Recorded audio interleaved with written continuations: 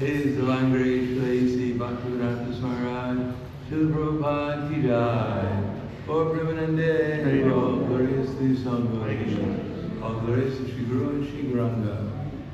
Om Agana Jnanandasya Gyananjana Salakaya Chatur Militam Yena Tasmai Shri Guruve Namaha.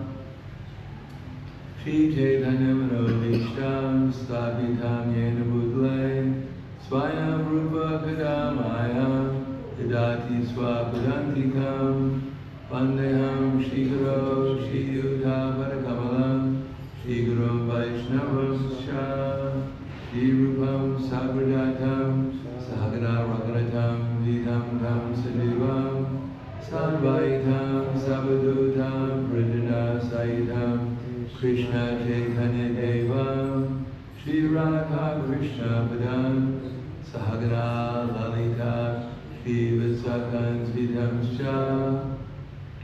Hey Krishna Karna Sindhu Dinabando Vidapate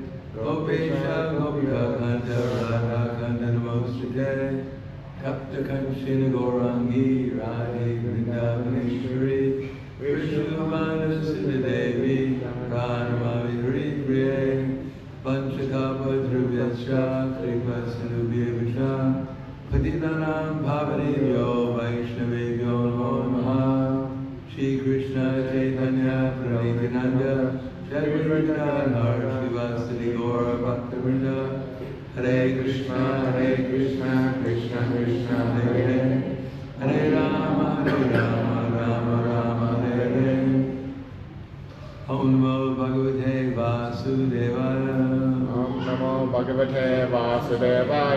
Om Namo Bhagavate Vasudevaya Om Namo Bhagavate Vasudevaya. Om Namo Bhagavate Vasudevaya Om Namo Bhagavate Vasudevaya. Bhagavad Gita as it is, chapter 12, devotional service, text number 8. Mayeva mana adatsva Mayi buddhim niveshaya Divashishasi mayeva Adorvam samshaya Mayeva mana adatsva Maya eva mana adasva. Mayi buddhim niveshaya Maya buddhim nivesaya. Divashishasi mayeva Vivasasi maya eva. Adorvam samshaya Adorvam samsaya. Maya eva mana adasya. Maya buddhim niveshaya. Nivasasya maya eva. Adorvam samshaya. Ladies, Maya eva adasya. Maya buddhim niveshaya. Nivasasya maya eva. Adorvam samsaya. Mayi, Maya. let's try again. Mayi, Maya. unto me, Upon me. upon me. Eva, Eva. certainly. Certainly. Manaha, Manaha. mine. Mine. Adasva, Adasva. fixed. Mayi, Maya. unto me. Upon me. Buddhim, Buddhim. intelligence. Intelligence. Vivashaya, Vivashaya. apply. Apply. Vivashishasi, Vivasasasi. you will live. You will live. Mayi, Maya. in me. In me. Eva, Eva. certainly. Certainly. Ata orvam, Orvam. thereafter. Thereafter. Na, never. Never. Samshaya, Samshaya. doubt. Now. Translation purported by His Divine Grace, A.C. Bhakti-Vedanta Swami Srila Prabhupada. Just fix your mind upon me, the Supreme Personality of Godhead, and engage all your intelligence in me. Thus you will live in me always without a doubt. Please repeat. Just fix your mind upon me, Just fix your mind upon me, the Supreme Personality of the Godhead, Supreme Personality of Godhead, and engage all your intelligence in me. and engage all your intelligence in me. Thus you will live in me always, Thus you will live in me always, without a doubt. without a doubt. Purport: one who is engaged in Lord Krishna's devotional service lives in a direct relationship with the Supreme Lord. So there is no doubt that his position is transcendental from the very beginning. The devotee does not live on the material plane, he lives in Krishna. The holy name of the Lord and the Lord are not different. Therefore, when a devotee chants Hare Krishna, Krishna and his internal potency are dancing on the tongue of the devotee. When he offers Krishna food, Krishna directly accepts these edibles. And the devotee becomes Krishna-ized by eating the remnants. One who does not engage in such service cannot understand how this is so, although this is a process recommended in Bhagavad Gita and other Vedic literatures. Maeva manadasva maibuddhi nivekshaya nivashi shashmai eva adorvam samshaya. Just fix your mind upon me, the Supreme Personality of Godhead, and engage all your intelligence in me, thus you will live in me always without a doubt. Om Vishnu Praya Krishna Prasthaya Vade Srimati Bhakti Swami Janamane Namaste Saraswati Deve Gauravani Prashane Nirvishesha Srinivadi Vasyayade. This verse refers to those who are actually devotees of Krishna, not those who are simply practicing to become devotees. But otherwise, unless one is actually in love with Krishna, one will not be able to fix one's mind upon Krishna always. And unless one is in love with Krishna, one will not be able to see, as Krishna says in the Bhagavad Gita, Sarvabhutastam Atmanam Sarvabhutani Ikshite Yoga Yuktatma Sarvata Samadarshana. That the true yogi observes in all beings and also sees everything in me. Indeed, the self-realized soul sees me, the same Supreme Lord, everywhere. So how to come to that platform? Krishna explains in many different ways how to come to that platform.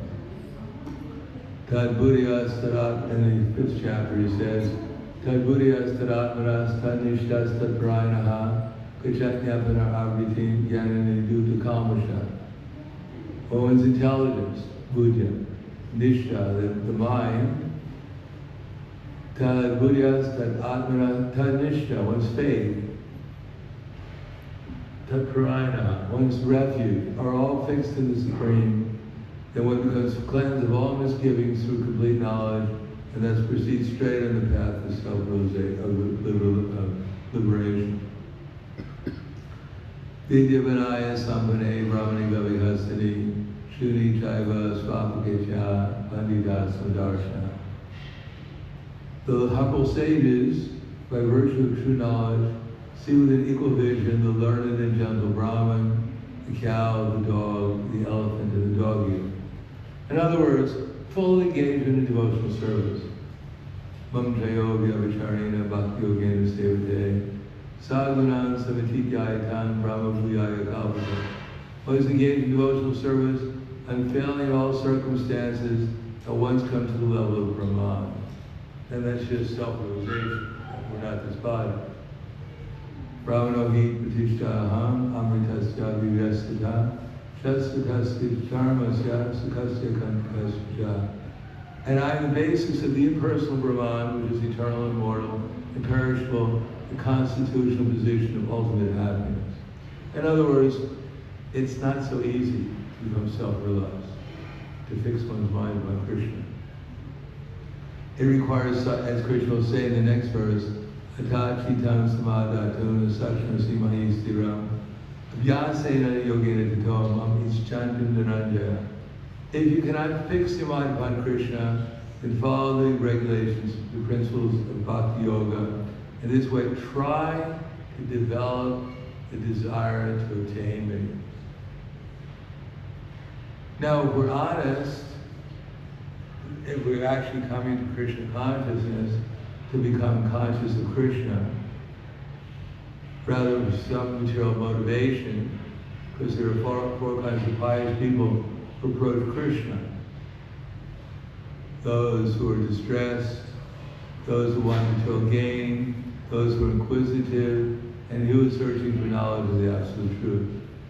They also approach Krishna, but they have some desire for material remuneration from Krishna. Generally speaking, everyone starts out in distress, because this material world is meant to put us in distress, and is doing an excellent job of it. Maya is a great servant of Krishna, and she does her service very diligently, and gives everyone the opportunity to experience in full the distresses of the material world.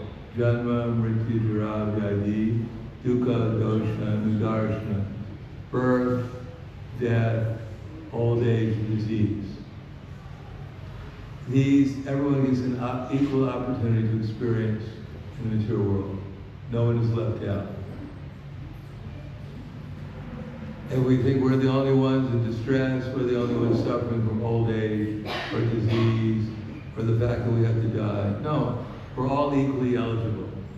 And not only that, but we're all equally take birth somewhere, either in the spiritual world or some planet or some species of life. Everyone gets an opportunity to fully experience the material world. And when we decide that we don't want to be part of the spiritual world, there's a process of becoming conscious of Krishna. Yesham andikatam papam janam punya karmanam devandva mohanirmukva pujantimam vridavrata. That those who practice Yesham andikatam papam, those who in previous lives and in this life have given up sinful activity, who practice acting piously, become free from the dualities of delusion and can engage themselves in my service with determination. So that's called liberation, which Krishna is pointing out here. So sadhana bhakti, this is the easiest process of, first of all, giving up sinful activities. The main sinful activities are illicit sex, meat eating, gambling, and intoxication, speculation also. So these are the causes of distress. What most people think in the material world is the cause of their happiness is actually the cause of their distress. As Krishna says, that dumina vriyate vanir itar darshamalena cha itovana vrita garvasata dinenam avrita. As the fire is covered by smoke, as the mirror is covered by dust, or as the embryo is covered by the womb, so the living entity is covered by different degrees of lust. And if we want to see whether we're covered by lust or not, to some degree, just ask yourself, who do I actually identify myself with more?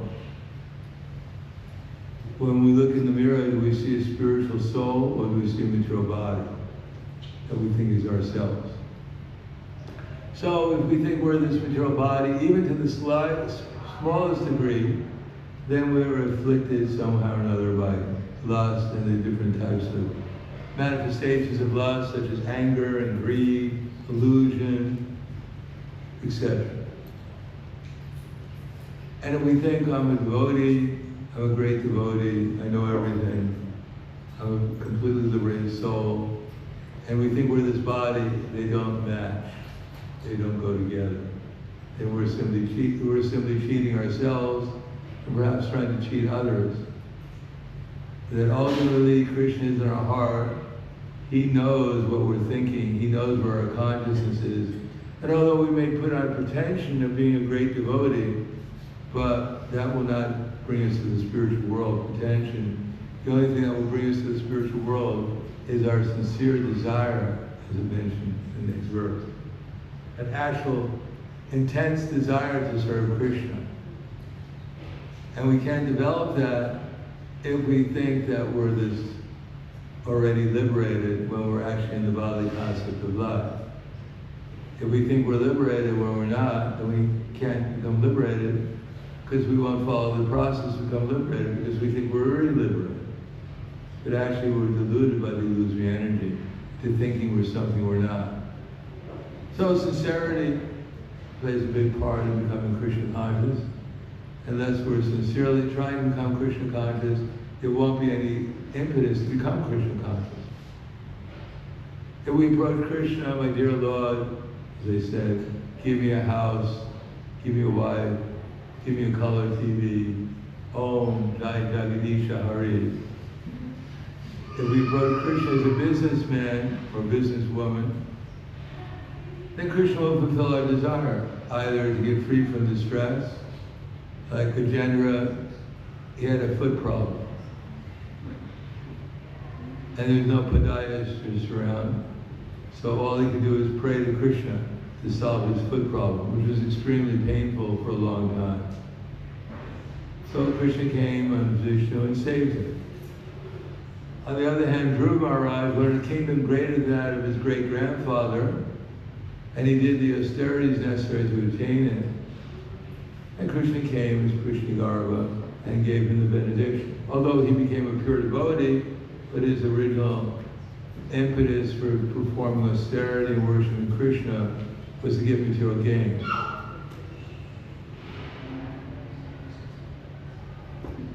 But none of us can perform the austerities that Guru Maharaj performed, and therefore we won't get the same. None of us are probably going to get a Vaikuntha planet in our next lifetime. We could go to Vaikuntha or the local Vrindavan, but who's going to stand on one leg and stop breathing and meditate on Vishnu on the heart? We can hardly start on one leg for 5 minutes with the speak of a month. We can stop breathing for maybe 30 seconds. So one has to realize we're not going to be able to concentrate our minds by that process, but we can concentrate our minds by following sadhana bhakti. By chanting a number of rounds every day, by worshiping the deities, by hearing Srimad Bhagavatam, Bhagavad Gita, and by serving the devotees, and trying to make the atmosphere spiritual in our house, or by going on the street and making the atmosphere spiritual by distributing Bhagavad Gita and other literatures, and chanting Hare Krishna, distributing prasada. So if we follow that process, then we can make progress by associating with Krishna. And if we don't, then we won't be feeding ourselves as a spiritual soul. If we only come to the temple once a week or once every Janmashtami or whatever, we don't have a program every day, then we won't be feeding the soul, and the soul will starve. Otherwise, if we only had once a week, we ate. Can you be healthy eating only once a week? Did anyone recommend that all you do is have to eat once a week and you'll be perfectly fine? Is anyone going to follow that prescription? No. Generally speaking, people eat once, twice, 3 times a day or more. Feeding the body, we're very careful to make sure the body doesn't starve. It's just like a bird in a cage. The bird's in the cage, and the people identify themselves, the bird with the cage, and decorate the cage very nicely. Painting the cage every day, putting flowers on the cage. And the bird is going beep, beep. They're all saying the bird really likes the cage. But the bird is actually saying, beep, beep, please feed me. But because they don't understand what the bird is saying, they say, oh, see how the bird is chirping so nicely. Beep, beep, please feed me. But only once a week they give it some grains to eat. And the rest of the week the bird is starving. So but we're the soul, we're in a cage called the material body and mind, and we're feeding ourselves once a week or once a month or whatever we feed. And actually we stay spiritually hungry, although our bodies are quite well fed. Our cage is quite protected and fed, and the soul we neglect. Oh, who cares about the soul? It's the cage that counts. The bird, oh, let it chirp until it dies. So actually the need is spiritual more than even material, although we will have to maintain our bodies nicely. But if that's all we do, then we won't actually make any spiritual progress. Any liberation from the cage will simply be burping on beep beep in the cage until we starve spiritually to death. Therefore, first we get free from sinful activities, and so we feel better. The bird in the cage feels better. All the rust on the cage has been taken away. The cage looks nice and shiny. We've painted the cage. We've given it some decoration, some background. So the next thing is acting piously, having a nice cage. We become a vegetarian, we try to drink nice water, we try to eat good food, we learn how to breathe properly, and we think our life is fulfilled because I'm less in anxiety, have less material problems. Although my real problems of old age, disease, and death haven't been solved, and I'm going to have to suffer as we get into old age because all our assets have been taken away from us. As I said this morning, in youth, we sacrifice our health to get wealth. And in old age, we sacrifice our wealth to get health. So we're working so hard to get piety so we can at least get a better birth in our next lifetime. God will bestow upon him all his mercy in the form of a house and a wife and everything else, and everything will be perfectly fine. Until we get old and become diseased and we have to die and start all over again. So one may be a little bit more advanced to take the devotional service to get liberated, to find out how we can get more permanent happiness in just one lifetime through devotional service. So the sages of Naimisharanya, they met to hear from Srila Goswami to find out what's the best sacrifice we can make to get the greatest benefit to the world, for ourselves and the world. Or even to go to the heavenly planets and live longer, have a vacation there for a while. Why work so hard in Adelaide? We need a vacation once in a while. Go to Indraloka. But Indraloka, we go there, try vidyamam samapap, utapapa, jagna isvara swagatim pratayante, te punya sandir surendalokam, ajnanti divyam divideva bhoga. We can go to the heavenly planets because of our sacrifice, but then we fall back again. Try vidyamam samapap, utapapa. We can study the three Vedas and go to the heavenly planets and drink the Somarasa and dance with the Apsaras, but then we have to come back to Adelaide very shortly.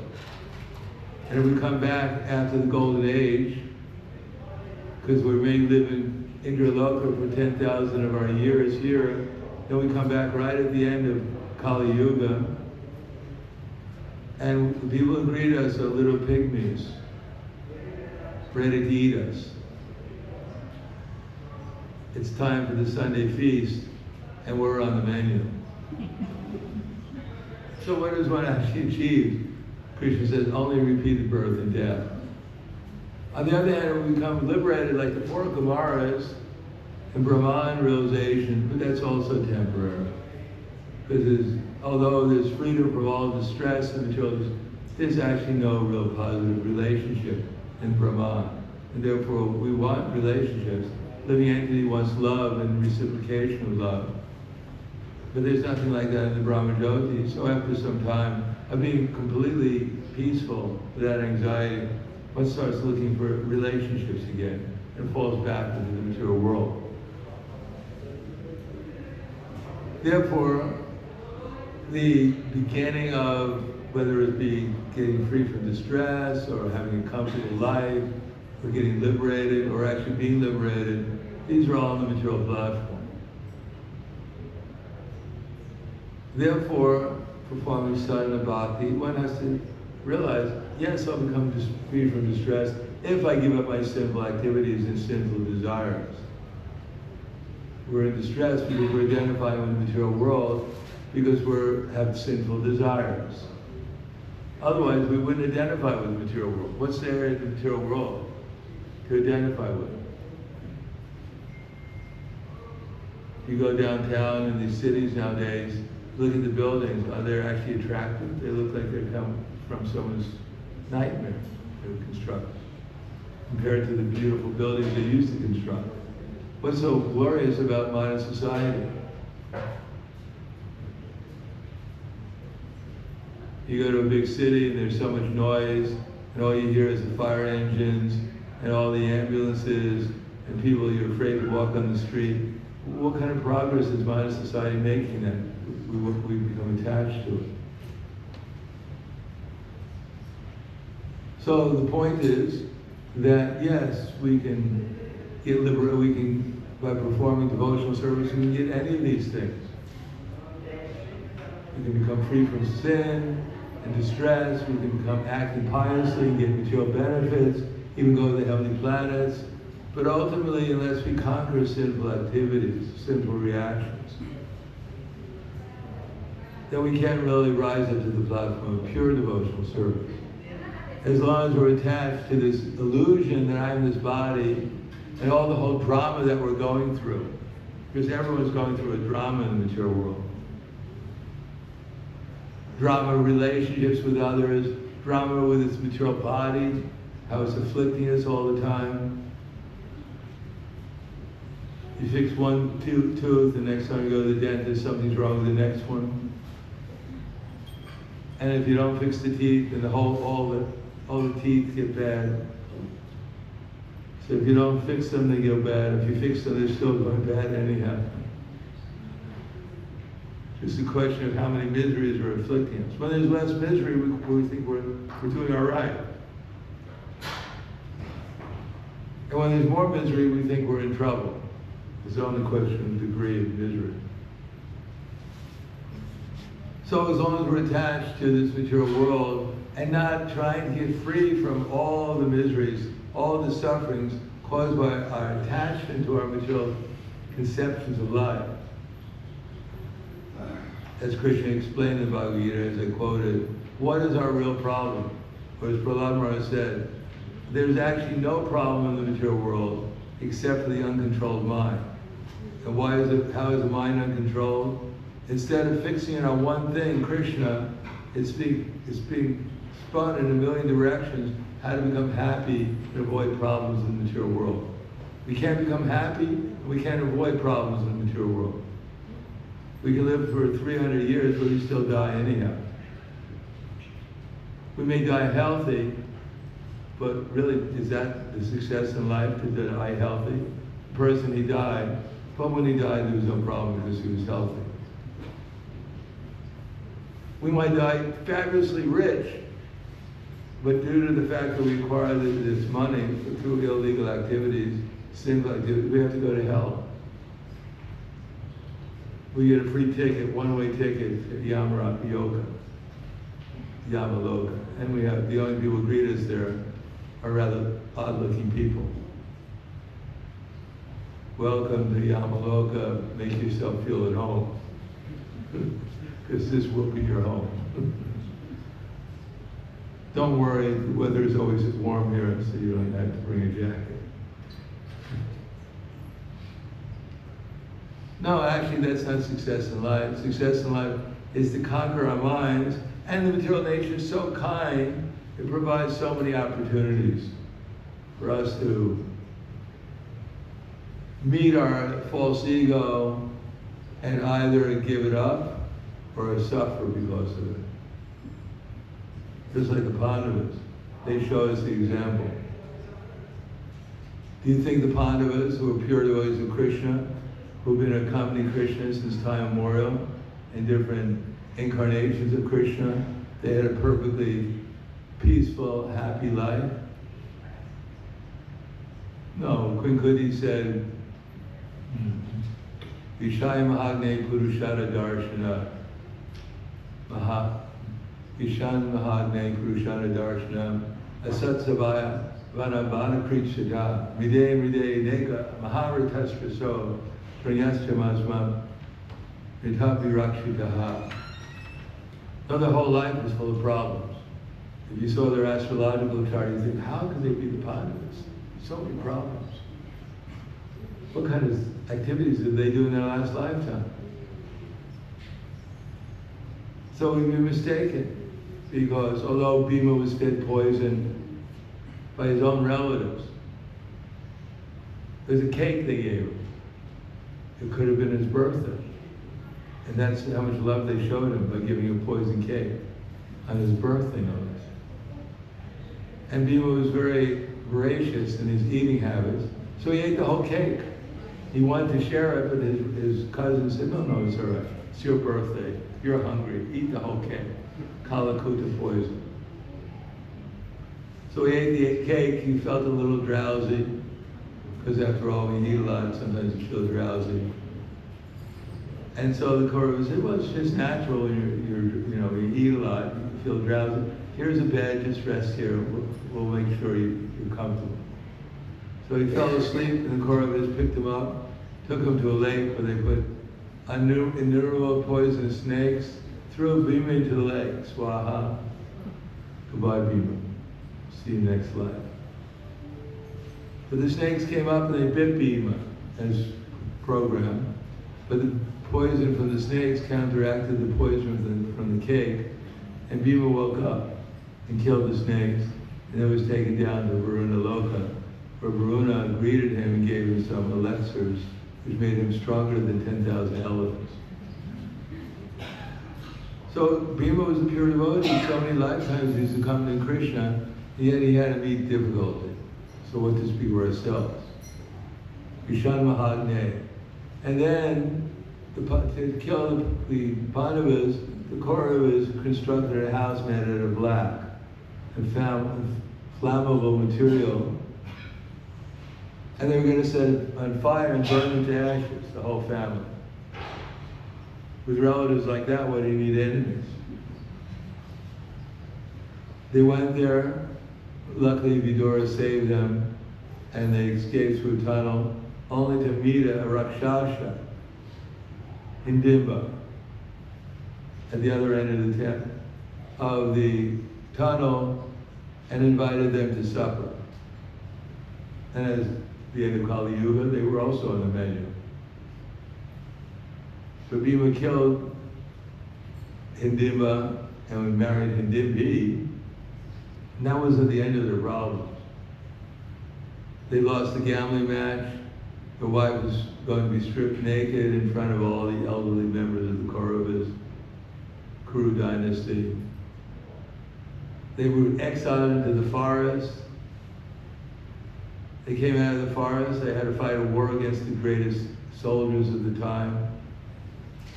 They were throwing atomic weapons at them. Finally, they won the war, and then their grandson was trying to be killed. What a life. So was Kunti disturbed? Did he say, wait a second, Krishna. I was chanting Hare Krishna, I did my devotional service. I was expecting a little bit more from you than all these troubles. But all we got was trouble. I didn't have to do devotional service to get trouble. My life would have been troubled anyhow, with or without devotional service. No, she prayed, Vipadak Chantatakshasvat, Tatra Tatra Vigat Guru, Bhavata Darshanam Yasyat, Apana Bhavadarshana. I wish that we could see these calamities again and again. She was praying for calamities, because she knew the art of taking shelter of Krishna when there was calamity. And that's what she got. That was what she was looking for. Not freedom from calamities, not a kingdom, not anything. She was just looking to concentrate her mind upon Krishna, to take refuge in Krishna as the highest reward. So we're much more fortunate. We don't have to pray to Krishna for calamities. In Kali Yuga, everyone's life is a calamity. There's no need to pray, it's coming automatically. It comes with Kali Yuga. So we're very fortunate. We were born in Dwarka Yuga, we'd have to pray for calamities. But we've been born in Kali Yuga, and there's an ocean of calamities.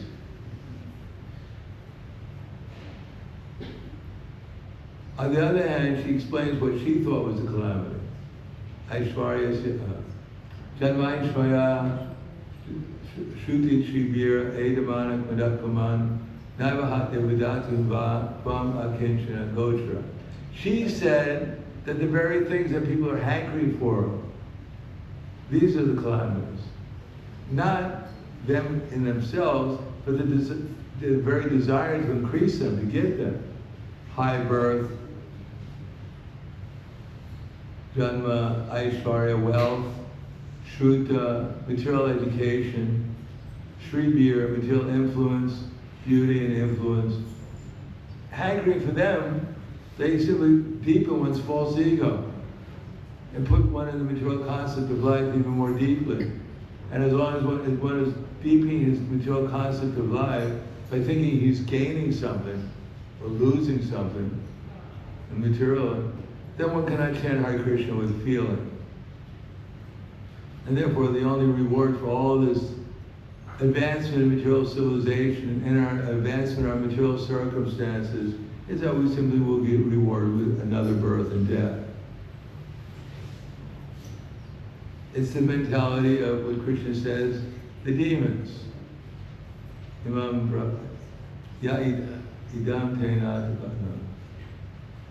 idam prapse manoradam idam astiyam apime bhavishati prahladananda asamaya takshatra anishe chaparanapi ishvaraham aham bhogi saraham balavam sukhi. So as aspiring devotees, we have to become aware of this mentality that we're taking along with us, that's covering us. And how does it manifest itself?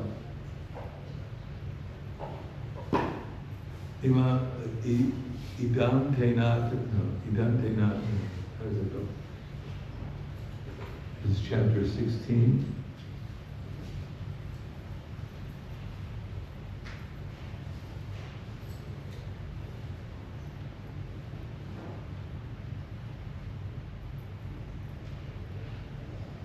Text number. Idam adya maya ladvam imam prapse manoradham idam asti ati me pravishati punardhanam. So much as wealth do I have today. So we think, I have this wealth. The more wealth I have, the better person I am. The more I'm in control of the material world. So much is mine that I caught my schemes, I'm going to get more and more. I'm going to become better and better. Just like someone's going, she loves me not.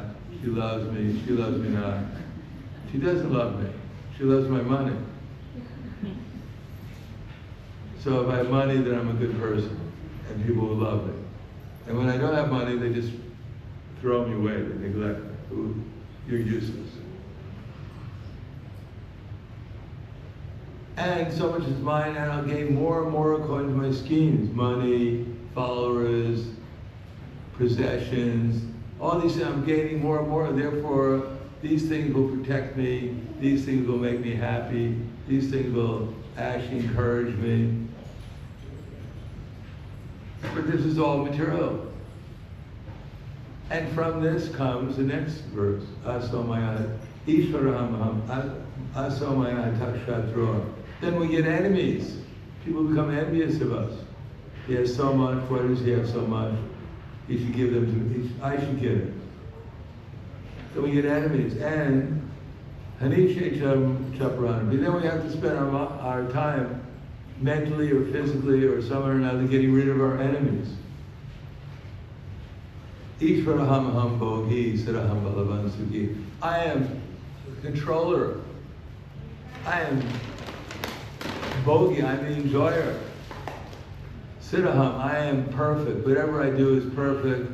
Anyone who criticizes me is a demon because they don't recognize, as I said in the Bhagavad Gita, Abhijananti Mamuda Manushim Tanum Ashrita.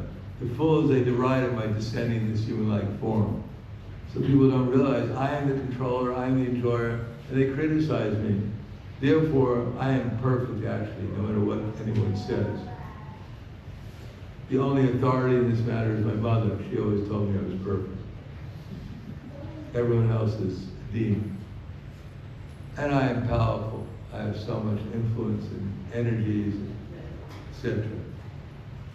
Adyo vinajana smi kanyosti sadrishomaya. My birth was fantastic. My father and mother had so much influence, and I'm just a chip off the old block. That's why I'm so great. Yakshe dashami modisha. And sometimes I give charity. Sometimes I perform some sacrifice. In this way, I just become even greater than I already imagined I am. I'm just expanding my influence everywhere. I'm becoming greater and greater. And we add a little devotional service, just a cherry on the top of the cake, so that Krishna can wake up and help me.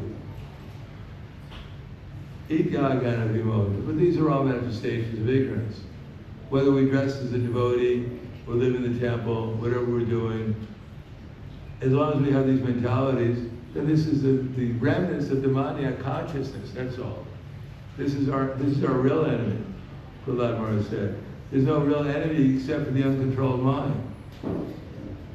And unless we take to the process of Bhakti Yoga, sadhana bhakti, sincerely and conscientiously, then our minds will just want to go everywhere. They'll be our greatest enemy. And if we're suffering, and we're bewildered, we're doubtful, because we don't take the process seriously enough. That's all. And the remedy is not to attack our enemies and defeat them and get more money or whatever. The remedy is put the mind on Krishna, follow the process by which our minds will be fixed on Krishna so we can find out who we really are. And therefore there will be no more seeing of repeated birth and death. Otherwise, we may imagine this life is going to be different from all the other lives we've had, but it's not going to be any different. Chitraketu Maharaj was a great king. He had 10 million wives. Unfortunately, none of the wives could give him a son. So he's always morose. Because he had this idea in mind, I need a heir to the kingdom. Dutiful, but not very Krishna conscious. So, one day Angira Muni and Narada Muni were visiting him, and they saw this king is so nice, he's greeting us, he has so many beautiful kingdom, 10 million wives, what more can you want? But he's always morose. So they asked him, what's wrong? He said, well, actually I need a son to inherit my kingdom. So the sages said, well, all right, we can arrange it, but your son will give you unlimited happiness, great happiness, but also cause unlimited distress, harsha and marsha. So the king, Chitraketu, thought, yes, my son, I'll get a son, I'll be very happy, and he'll be naughty, so he'll cause me some distress. But anyhow, son is better than nothing. So, lo and behold, some prasad was given to Yudati, his prominent queen. She became pregnant. The whole kingdom was very happy, except for the other 9,999,999 wives. They all became envious. And now the king is paying all attention to this one queen, Kayaduti, and he's neglecting all of us. Now he's gotten the son, the whole kingdom's happy. But the 9,999,999 other queens were greatly distressed. So they said, the cause of our distress is this child, let's kill the kid. So they fed him poison, killed him. And then everyone became distressed except for the 9,999,999 wives. They all became joyful. Now the main obstacle for our happiness has been removed, so let's all rejoice. But the king was completely despondent. Angara Muni and Narada Muni came back and said, what's wrong? Our son died. You said the son would cause our distress, now he's died. So the whole kingdom is under great distress.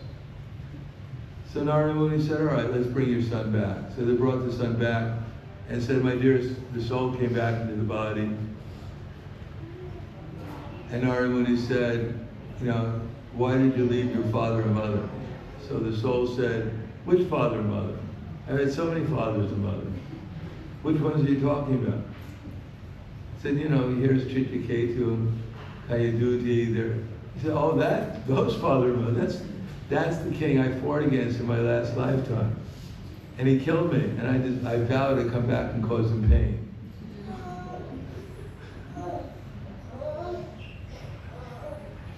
So he fulfilled his promise that he'd come back and cause him pain. He said, now it's time to go. So he left again, his soul. So this world is meant for harsha marsha. As long as we're interested, whoever we are, in trying to achieve happiness and avoid distress, that's exactly what's going to happen to us. We're just going to go through happiness sometimes and distress the next moment, and eventually we all wind up in the same place, in another body. Just trying to find more happiness, more distress in the next body, but there's no guarantee.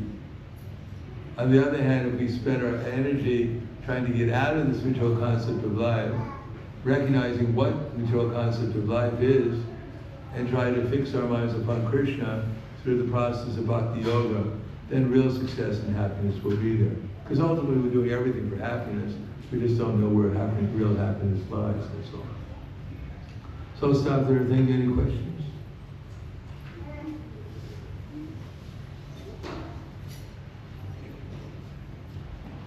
Yes. Yes. We have a microphone, by the way, for questions. Okay. Mother, you saying about the demonic nature in a devotee. When we are practicing as a sadhana bhakti, when we start, the demonic nature within, because we have acquired this nature from lifetime after lifetime, it would be hard to overcome. Is there any, we need to process it for longer, or is there a hard way to get rid of it so that we don't get influenced? Because it's advanced Kali Yuga. It's going to be more challenging rather than becoming easier. It actually gets easier the more challenging it is. The more, just like for instance, generally speaking, we don't think of Krishna easily. But when you go to the dentist and you hear the drill going, and you start thinking about Krishna, there's a very profound meditation on Krishna. The drill comes in contact with our teeth. We're very much inclined to meditate on Krishna at that time. So the more difficulty, the more we're inclined to take shelter of Krishna. And we're trained up like that. As far as the technique, one time I remember I was in an engagement with Prabhupada at a university. And at the end of the engagement, one man came up to Prabhupada and said, Swamiji, I'm a member of Transcendental Meditation. Can you give me something that will help me meditate? So Prabhupada said, the only thing I have to offer is the chanting Hare Krishna. A Hare Krishna mantra. So that we already have the best process. We don't need any other process. Anything else? Yes. As you mentioned, the uncontrolled mind is the main enemy. So how to control and how to develop Sharva? Every day, follow a regulated process. Every day, have the five, just like in Ayurveda, there's 6 tastes. There's the taste of bitter, a sweet, sour, salty, sour, pungent, and astringent. And a healthy meal is a combination of those 6 tastes in proper proportion.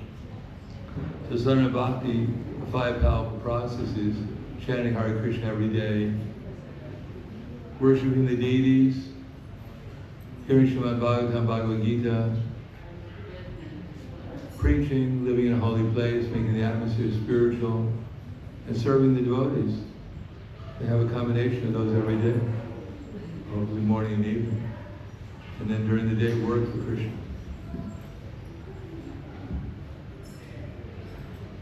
Anything else? Okay. Someone else have a question? No. Thank you very much. Grandaraj Srimad Bhagavatam ki jai. Srila Prabhupada ki jai. Gaur Premanande. Bhagavad Gita. Bhagavad Gita ki jai. Kirtan, Adelaide. Leave a like and subscribe.